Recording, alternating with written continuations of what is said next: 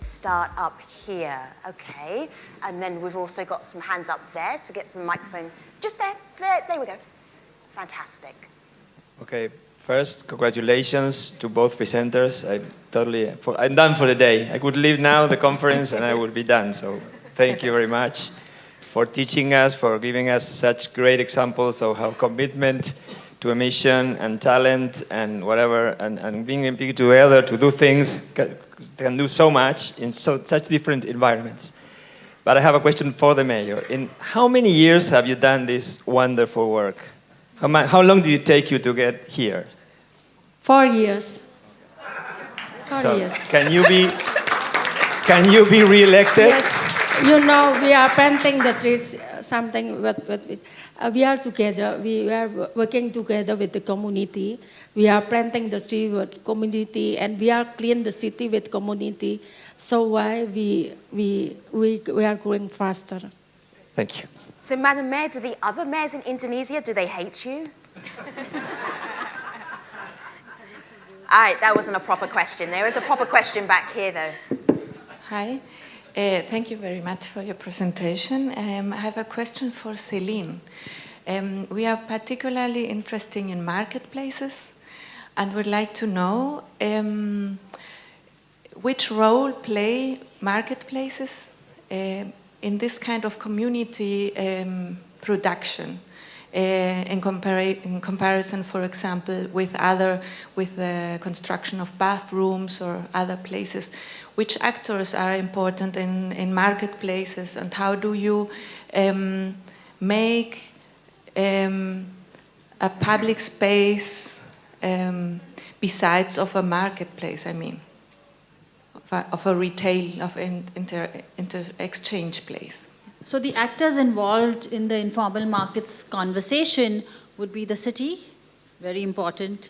You need your local politicians, all your councillors, you need their blessings and their support. The local vendors, primarily, they should be having their voice and saying what design they want and how they want it to be constructed. And because the vendors come from the slum around them, it's basically a settlement design. So the whole community is involved in designing it. So you're talking of different levels, and then you're talking of a developer or somebody who brings in the finance. And that's the million-dollar question. Who's going to bell the cat? Who's going to do that? Because it's not lucrative, it's not a big mall, it's something simple in a slum, but it's people's livelihood. Celine, let's just unpack this idea of the whole community designing something. That sounds chaotic to me. How does that even work? See, when you look at it from the outside, yesterday I was having a conversation with somebody working in the barrios here. It's overwhelming because you don't understand it. It's like, oh my God, 6 million slum dwellers in Bombay, where do you begin? But if you actually break it up into small parts, so like we know 90,000 families live on the airport lands and 30,000 people live on the streets. And then among that, you break it up into municipal wards and small wards, and you find solutions for each of those communities. So it's not rocket science, actually. It's not so complicated. And people know their own mess. So you deal with your own mess, and there's a logic to that mess that they understand. Right. Yes, sir. For Tree Reese Maureen, the school children I saw, are the schools generally attended by all the students? What percentage of the young people go to school? Do the elites go to different schools? Are the schools separated by ethnicity and income? Saat ini hampir seluruh anak Surabaya sekolah, karena kami, saya, seluruh staf di pemerintah kota wajib mencari anak yang tidak sekolah atau tidak mau sekolah. Dan kami ada sekolah, mulai sekolah tingkat PAUD, kemudian SD, SMP, kemudian SMA, ada 2 SMK. Seluruhnya pendidikan di Surabaya gratis, juga untuk kesehatan gratis. Almost all kids right now in Surabaya go to school because the education starting from early childhood education to primary school until high school are free in Surabaya. Also, the health facility is also free in Surabaya. Can I just commend whoever's doing the slides right now, because you're finding the right slide for every single spontaneous question. It's kind of phenomenal. You have a fantastic team here. I just want to point this out because we didn't plant any of these questions, and yet we talk about education, and then hey presto, here we have the education slide. You're slightly spooking me out here. It's weird, all right? Fantastic. Genius person over there. Okay, next question. Well, I have a question for Mayor Tree. I was in Surabaya 4 years ago, and I'd like to congratulate you for the big strides you have made. It's much more beautiful now. And I have two questions. One is rhetorical. Do you now suggest that all mayors should be architects and urban planners? That's the rhetorical question. And the other one is, I'm interested about the houses, the housing that you made up. Did you receive any funding from national government? And how much do the slum dwellers pay for these flats? No, no. We are all on budget. Yes, no, we don't have money from the central government. Where does your money come from? From tax. Yeah, from tax, own tax. But you know, sorry. Saya mencoba menghemat bagaimana uang sekecil apapun bisa mempunyai hasil di masyarakat. Jadi di Surabaya seluruh anak gratis. Untuk anak miskin mereka kita berikan buku, seragam, sepatu, tas, dan juga sepeda untuk mereka ke sekolah. Kesehatan seluruhnya gratis. Seluruh penduduk bisa mendapatkan akses kesehatan. Kemudian 24 jam mobil ambulans dan jenazah siap. Kemudian juga untuk orang miskin setiap hari kita berikan makanan gratis. I think it's about the priority and how we manage the budget. I try to manage our budget efficiently by focusing on education, health sector, and also provide the food for poor people. We have free health center, we have a free education for the people. We even give the kids bicycle for them to go to school. We also have a 24 hours ready ambulance if anything happened to the poor people. So it's about priority and managing the budget efficiently. See, my jaw is like totally like...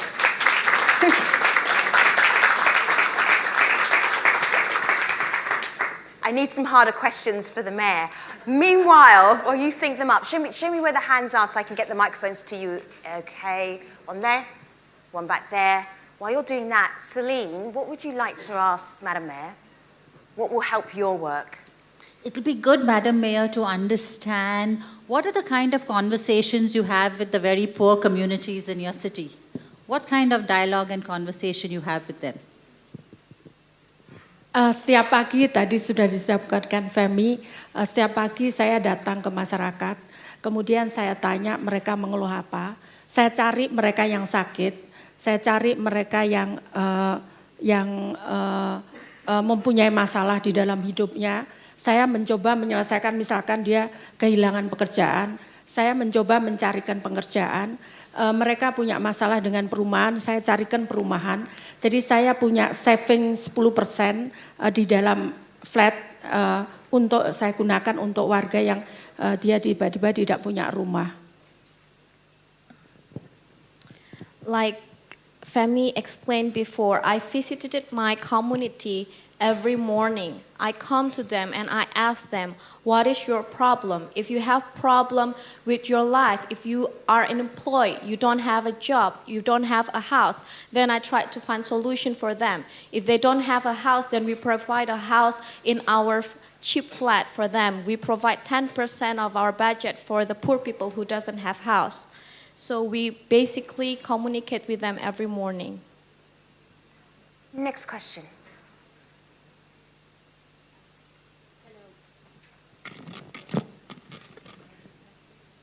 Yep, just put it to your mouth, very close. Oh, hello. Yeah. Celine, I would like to ask you, we were just talking about financing from in a city structure. in a slum structure, how is it that you find or collect the money? Because you said that that was one of the things that gave them power, or at least a dialogue with the government. Like I presented in my slideshow, one of the tools that the community uses to mobilize is community savings. But your money is so little, you cannot going to be able to do anything for the next 30 years. Even if you save for 30 years, that money means nothing. But the whole idea is that you create a discipline and a track record where you save regularly, give each other small loans. So you create the discipline of taking loans, returning that money within the settlement with small loans, and then you are able to take bigger loans for businesses as your money grows. But then when you're doing large projects like this, you don't have the money for it, the city doesn't have the money for it. So the city can support by giving you permission for land, facilitate the infrastructure, saying I'll bring the water pipe to your community, stuff like that. And then the money, of course, we've been able to get it through different funding sources, but that's not a long-term solution. And that's why we are pushing people like the World Bank and big organizations like the IADB to say, when you come into a city and invest in large infrastructure projects, make sure that the poorer communities benefit out of those infrastructure projects. The kind of work that you guys presented was incredible. But if we talk about India, this issue is, the slum dwelling issue and the social life is it's a huge problem, and we are still chasing economy and GDP and GDP and GDP. And the question is, how do we make sure that the political will is positive? The politicians in India, they go after the vote bank and end up making the wrong decisions, maybe. So how do we make sure? In her case, she was the mayor, but you know what I mean, right? I know what you mean. I think this is a phenomena that's common all over the world, no? Every election, your politician comes and tells you, I'll give you a house, I'll give you a water tap, I'll give you this, I'll give you that, you promise the world. And then once he's elected, he forgets about you. Even if you go and knock on his door, you'll say, who are you? So we are all familiar with that. And slum dwellers are most thick-skinned, and they are familiar with that very, very well. So they don't, and that is the reason that they created their own movement, because they realized no political party could actually address any of these issues because it was not on their mandate. It was not on their agenda. The poor are not on anybody's priority list. It's not, if you listen to a city's council minutes, if you read the minutes, there is nothing about the poor in those minutes. It's about some development, some building that has to be constructed, some bridge that has to be constructed. And so the communities decided we have to take this in our hands. It's not going to happen. It's nobody's priority. And that's why they started creating precedent-setting projects like this, and then opens the eyes of the city and say, wow. Then you call the city and you make him cut the red ribbon, and he feels it's his project and he's very happy, and then he supports you with the next 10 projects. So you play different games. But the whole idea is to reach scale, so you keep engaging and you keep engaging till they listen. Madam Mayor, what was your mandate? What did you run on? What did you promise? Because if you promised me all of that, I would not have believed that you would be able to deliver it. Kota itu harus menjadi rumah untuk warganya. Kalau mereka tidak betah di rumah, maka dia akan melakukan perbuatan-perbuatan yang mengganggu orang lain. City is a concept where I believe that it's a house for the people. That's why I believe that we should make the city comfortable for all the people live there. Otherwise, they're going to do a lot of things that will destroy the city itself. Next question. I have a question for the both of you. Sorry, I'm a bit emotional. It's very beautiful. When I think of a better world, where to start, I see this in mind. And I want to ask you both, where did your dream start? And where did you get the strength from? And in Indonesian, it sounds like this. Ibu, Terima kasih banyak. Saya mau tanya juga kepada Ibu, di mana mimpi ini, dari mana mimpi? Kalau saya mimpi dari dunia yang lebih baik, begitu. Tapi dari mana tenaga? Will you tenaga translate your dalamnya? own question as you're doing it? Do it in English and It's the same. the same question. Yeah. Di mana mulai dan Right. dari mana tenaga Ibu? So it's Terima kasih. exactly the same question Yeah. for both. Wow, you've got many more words in Indonesia. You didn't sneak in a second extra sneaky one, right? Okay. All right. Madam Mayor, first of all. Saya selalu mencoba bahwa kalau saya jadi orang miskin, saya pingin seperti apa? Saya pingin sekolah, saya kepingin pergi rekreasi, saya pingin belanja dengan murah. Surabaya kota kedua terbesar di Indonesia, tapi kami harga semua kebutuhan pokok terendah di antara kota-kota besar di Indonesia, bahkan kota-kota di sebelah Surabaya. Contohnya misalkan saya mencoba memberikan harga air minum kami lebih rendah harganya dibandingkan kota-kota di sekitar Surabaya, termasuk biaya transport. Basically, I always try to put myself in their shoes. If I become poor people, I would like to go to school. I would like to be able to afford my basic needs. I would like to go recreation. So that's why I made that, although Surabaya is the second biggest city in Indonesia, but the price for our basic needs is actually the lowest in Indonesia. And even the price of the drink water in Surabaya is cheaper if you compare to the other area around Surabaya. And also the price for the transportation also cheap for the poor people so that they can afford it. Celine, that's the first time I've ever seen her speechless. Yeah. Yeah, because this is not about... This is a historic moment right here. Okay, inspiration. I'm trying to figure out how to answer this question because I don't think it's about us individually. It is about the aspirations of a huge collective.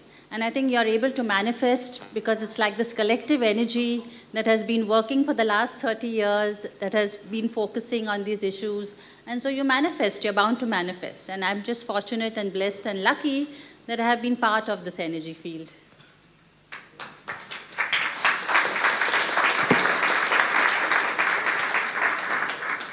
I have a question for Celine, which is, with all the reports coming out about the impacts of climate change and how that's going to have a huge impact on poor communities, specifically those living in slums, what, if anything, what is Slum Dwellers International doing to help these communities prepare for the impacts of climate change? And if they aren't doing anything, what do you see as the potential role for an organization like Slum Dwellers International?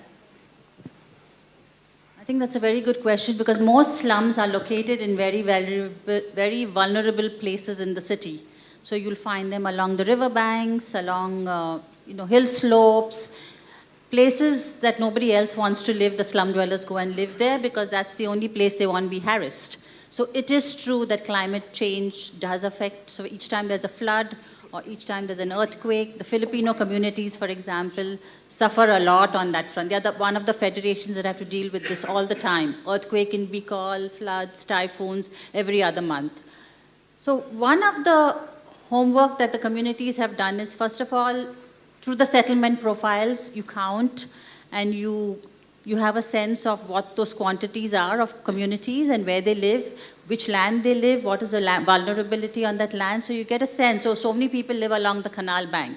So many people live along the, on Smoky Mountain. So many people live on a dumped trash. So you get a sense of numbers because even if there is a loss and you can count them, you can locate them. So that's information the city never has, because once there's a crisis, nobody knows those figures and numbers. The second thing is that you start long before there's a crisis. And because you have a federation and you have an organization, you're looking at solutions that are long term. So for example, the communities in Bicol that were affected by the earthquake, they got a loan from some funding organization. They bought cheap land far away and they built an alternative house. They continued to live in their old house because that's where their livelihood was. But each time they felt there was a crisis or a typhoon, they would move to that house far away.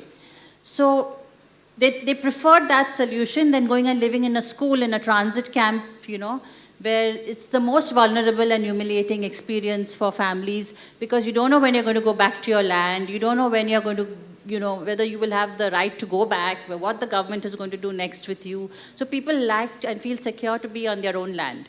So communities have found all kinds of solutions to deal with this, and that is the reason we're promoting the federation networks to say, find your solutions, think long term, because it's difficult for the city to think of everything. The city is not a superhuman, a superman, but the city can facilitate, can support.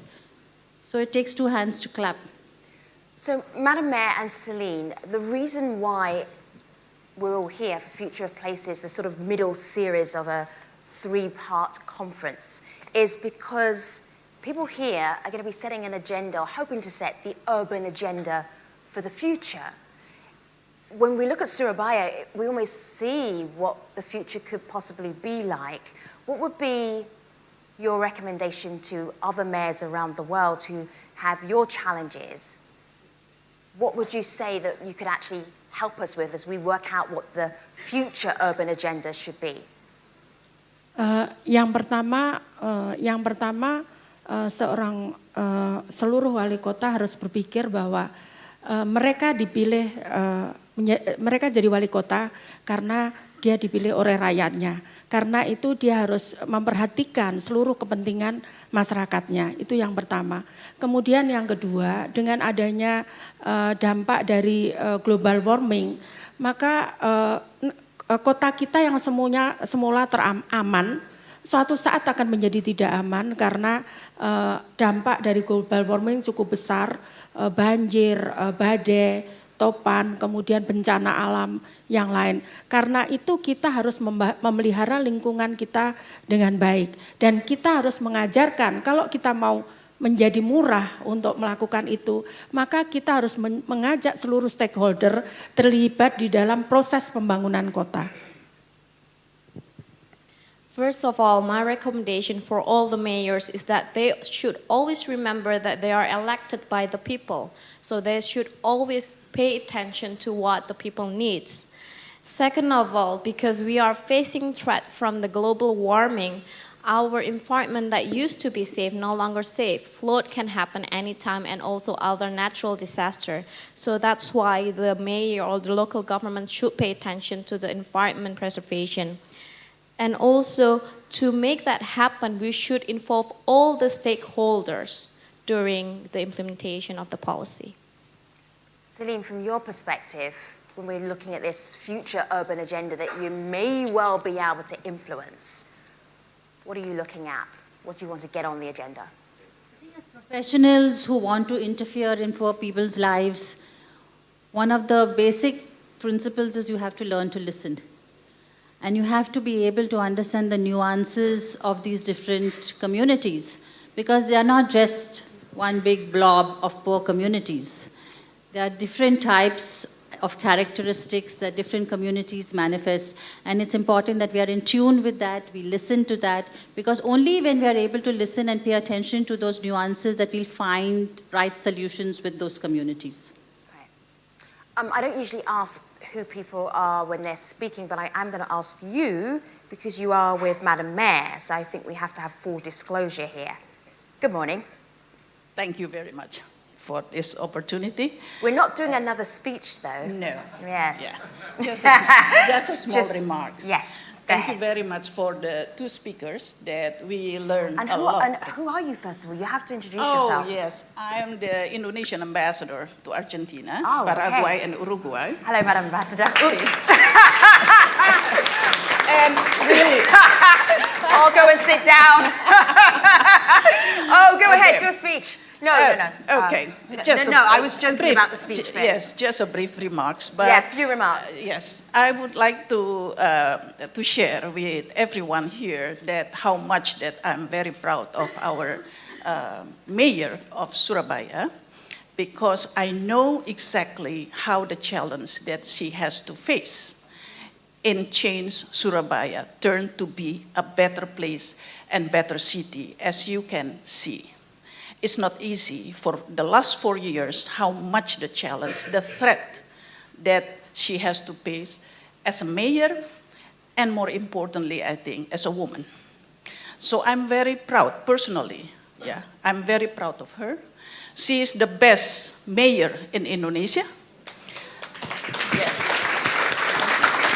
And I'm not going to exaggerate, probably one of the best mayor in the world. She just work,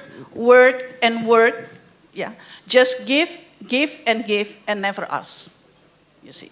And she did a wonderful, wonderful job, because I know exactly what kind of Surabaya as a city. Surabaya is one of the worst cities in Indonesia. But not anymore. But not anymore. Right. It is the safest city right now. So for me to have my mayor here in Argentina, it's a great honor. And also, I'm very, very happy that she can share her experience with all of us this morning. Thank you very much. Terima kasih, Bu.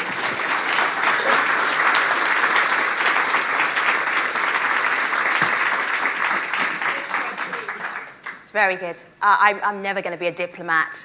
Thank you, Madam Ambassador. My name's Fred Kent, and I'm with PPS, Project for Public Spaces. What I'm really curious about is sort of the dynamic of street vendors, the respect for small street markets, more organized markets, to then the kind of hawker centers which I saw in your pictures. In other words, there's this desire to be on the street, and especially low-income people or slum people, to be able to sell to people where there's traffic. And then when you push them off, or you may locate them in less desirable places, you start building an imbalance. And so there's a philosophy within the slums that is much more on the street, much more connected, right where people are. It's very dynamic. When you kind of remove that, you lose some of the dynamic qualities of that street or that public space. So I'm looking at both of you for... So what's the question? Well, the question is, how do you kind of allow the street to become alive with people from the informal communities, you know, because you keep them out by putting them in places that aren't in the real locations. You also lose some of the activity on the street when you start controlling that kind of market activity, that street activity. Yang pertama kita harus gunakan teori bahwa di mana ada kebutuhan, maka itu harus kita siapkan. Yang terjadi dengan PKL kami, saya menempatkan di antara tempat-tempat yang memang masyarakat berkunjung di tempat itu. Jadi kita tempatkan PKL itu di tempat yang memang masyarakat membutuhkan, di taman, dekat sekolah, kemudian dekat perkantoran, sehingga PKL itu menjadi laku. Kemudian kalau sifatnya hobi, contohnya misalkan ikan hias, sentra ikan hias, dan juga untuk ini pasar ikan hias dan pasar buku bekas. Ini karena sifatnya bukan kebutuhan sehari-hari, maka dia bisa dipindah di tempat yang agak jauh. Juga ada sentra PKL untuk menampung hasil karya nelayan, hasil produk nelayan. Ini sentra PKL. So first of all, you need to remember the theory that where is the need, then we have to prepare and provide for that. First of all, it's not just about moving the street vendors away from the street, but we also relocate them to the area where people gather there. So it's basically a public gathering places such as near parks, offices area, and also near schools, so that people also come and buy their stuff. So the street vendors also happy because they get an increase of their income. Another thing about the street vendors, if it's not a public needs, it's not a basic needs that they are selling, so we've moved them a bit away, but we provide a certain center for them. For example, if it's a hobby like ornamental fish, we provide a center for ornamental fish market. If it's for the fishery, then we provide a fishery street vendor center, so that we give them a team and not just relocate them away from the street. Celine? I'm not very well versed with issues of street dwellers because some of them may be slum dwellers, but not necessarily. So I would not comment on this. One of the vulnerabilities that they face in Bombay, for example, is constant evictions, where their stalls can be evicted anytime, and that makes them very vulnerable because each time they have to reinvest in their basic produce and plus their facility. And all right, so so just to end that, you basically need an enabling environment from the city, and the city has not given a lot of thought to this yet, at least in our context. Okay, how Celine, to deal with vendors. The reason you asked that was because you obviously had something that you were trying to get at, i.e. you lose the life of the street if you move the vendors. In your experience, where have you seen that, Fred?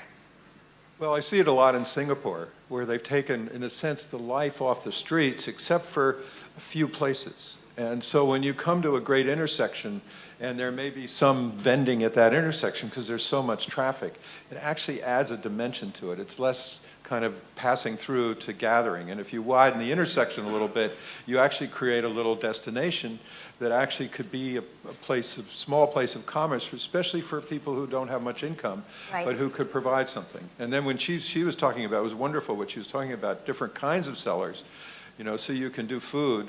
And we have the food trucks in a lot of countries, and then you have the food vendors, and then you have the people who are against the food vendors, but they like the food trucks because they're more elite type of places. So a lot of this has to do with how the dynamics of a street really can be kept alive and not sterilized. So there's all this push and pull. Sure. It's much deeper than... Sure. Madam Mayor, what are you doing immediately after this session? What's your plan on your itinerary in Buenos Aires?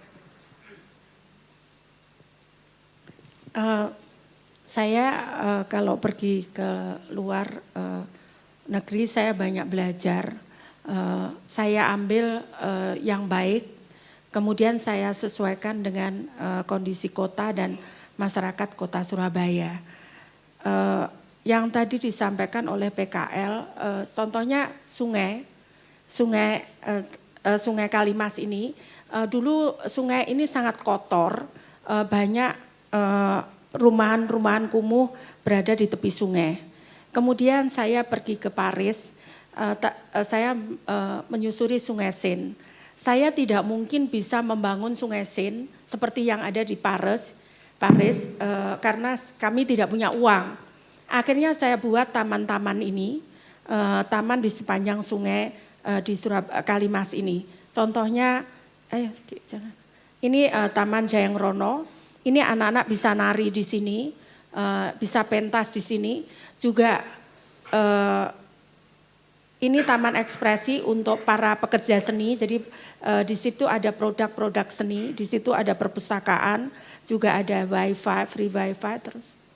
Nah kemudian terus ini untuk taman prestasi. Jadi ini adalah ide ini sebetulnya saat saya ada lihat di Paris, tapi karena kami tidak punya uang untuk membangun konstruksi yang sebagus itu, saya buat taman. Basically, every time I have a chance to go abroad, I will use that as an opportunity to learn the best practice in the city and adjust it to be implemented in our city. For example, when I went to Paris, I went to the Seine River. And since we cannot afford the construction cost to build an area like that, I managed an adjustment where we built the park instead along the river area. Before, in Kalimas River in Surabaya, a lot of slum area there. But now, no more slum area. And we built parks where we have Wi-Fi facilities, library, art center for the youngster as well. All right, so you're scouting for ideas to take home. Okay, so what in Buenos Aires will we see later in Surabaya from this trip? What are you like, aha, I have a little bit of that and take it back home?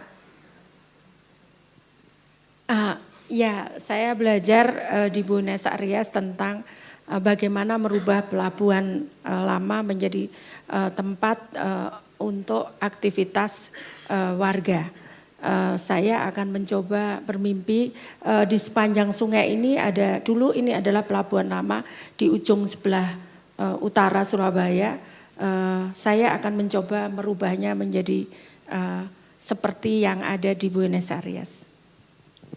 One of the things that I learned when we visited Buenos Aires is that we plan to change the port, to transform the port so that it can be a public spaces just like in Buenos Aires. So it become another dream for me to implement that in the future in Surabaya. The port. This mayor is not a human Public being. spaces in the Okay. port. All right. I think she's some kind of super mayor hero and she's going to take off her jacket and there'll be some kind of weird outfit underneath. Do not translate that. Okay. She understands English back. I know, she knows exactly what I said. Okay, Celine, what's next for you? I'm planning to go and visit the barrios because I'm tired of being in this hotel room. Right. All right. So we have the best mayor in Indonesia, the best coordinator, Slum Dwellers International. Thank you so much for spending time with us this morning.